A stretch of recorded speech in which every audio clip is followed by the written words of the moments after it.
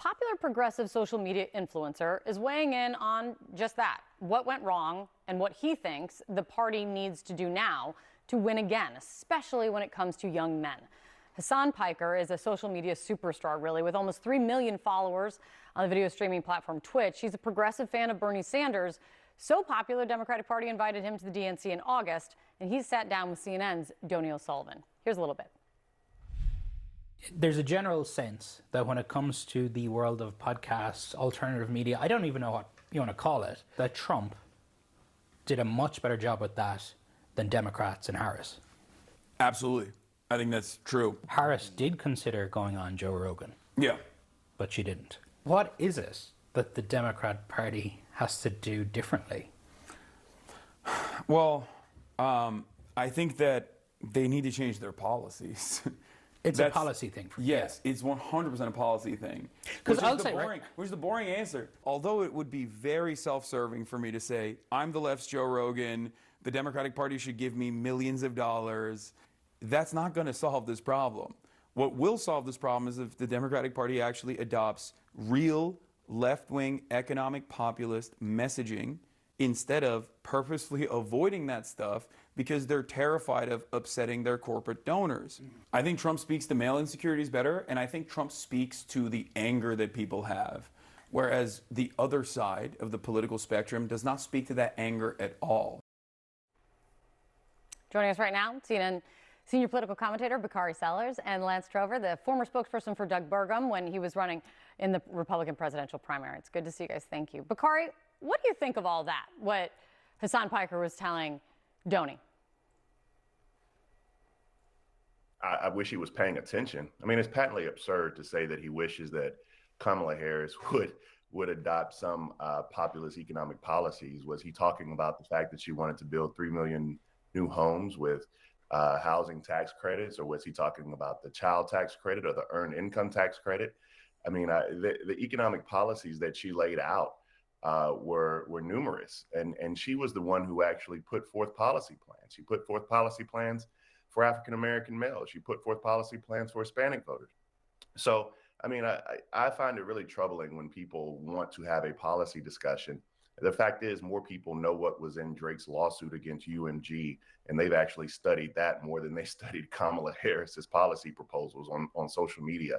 So I don't really want to hear a conversation about she should have put forth more economic policy proposals when that was not the issue in this race at all. Bakari, don't start tipping your hand on what you know you were reading up on just before we started the segment. Do not start tipping your hand on that. Lance, from your perspective, what do you think? Do you think the gains, the support that Donald Trump saw among young men, just kind of to this conversation, do you think it was Democrats lost young men, didn't speak to something, or Donald Trump and Republicans did speak to something?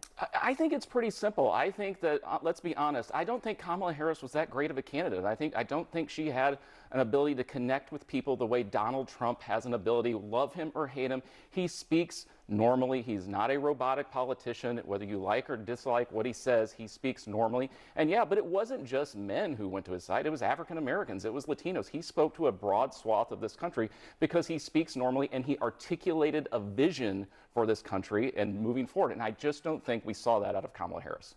You know, Bakari, Kamala Harris did lay out a vision. She laid out policy proposals. You and I spoke about them a lot. Given the outcome of the election, you now have this soul searching that is happening, and James Carville is weighing in. And as Berman told me off camera, it's like this was James Carville unplugged on the soul searching that Democrats are doing. What seemed to tee him off in what I'm about to play you is the campaign conversation around whether or not Kamala Harris should have done an interview, gone on Joe Rogan's podcast, and what impact that would have had. Let me play what Carville's take on all this is. The vice president was thinking about going on Joe Rogan's show, and a lot of the younger progressive staffers pitched a hissy fit.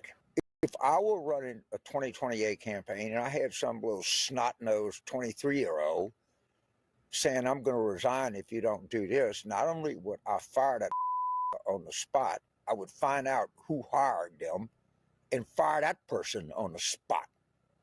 I'm really not interested in your uninformed, stupid opinion as to whether you go on Joe Rogan or not. Bakari?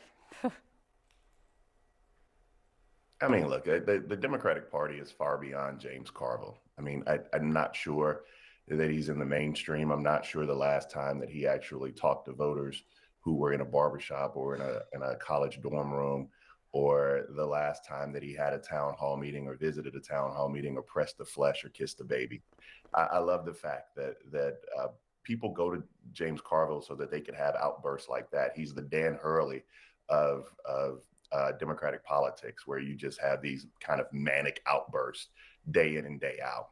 The Joe Rogan debate is old. If she would have gone on Joe Rogan, she still would have lost this race. Trump didn't win this race because he went on Joe Rogan. It's hard to win a race when 75% of voters say they were better off 4 years ago than they are today.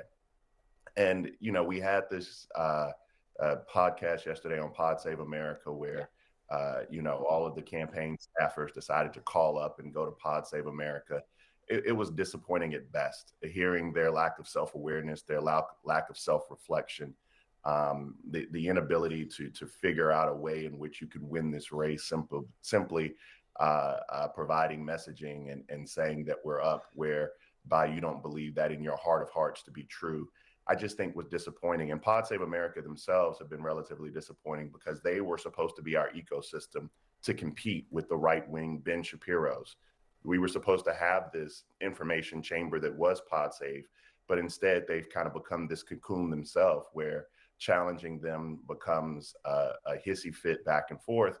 And their messaging has not been one that's been able to prove successful with those same voters that we're talking about Donald Trump did well with. And so I think everybody needs to take a moment of self-reflection, including myself, to figure out how we can get better for 2025. People are talking about 2028. If we get smacked in 2025 in New Jersey and Virginia, then you blow it up. But until then, people just need to stop wanting to hear themselves talk. What are we going to do on cable TV then? Bakari, come on, my friend, help me out. No. I said that's not me. That's other people. Like this is what we do. Okay, this is important for the ecosystem. Other people I'm need to stop. messing with you. We're going to end on a high note because, gosh darn it, we're just going to do it. I'm going to ask both of you. Lance, you get to go first. Politically, what are you thankful for? I'm going to be totally cliche. Live in the greatest country in the world. I'm thankful to be here. I can spar with someone like Bakari, and we can go out and have a beer afterwards. It's the great thing about our country. Bakari likes something a little stronger than beer. Bakari, what are you politically thankful for? Politically thankful for, that's a tough question to ask a Democrat right now, but I am thankful that we live in the greatest democracy in the world, whereby people's voices are heard, votes are counted, and that in January, we will have a smooth transition of power. And, you know, I'm thankful for the hope that Donald Trump can be successful. I mean, I think every American needs to hope for that. Whether or not he can, I don't know, but that's the hope, and that's the thankful prayer that we make. I'm thankful for both of you. And I actually mean it this time. Thanks, guys. Happy Thanksgiving. Sure. That means a lot when it comes to Bakari. So, Lance, thanks for really over-indexing that on that one for us. Thank you guys so much. I really appreciate it. All right.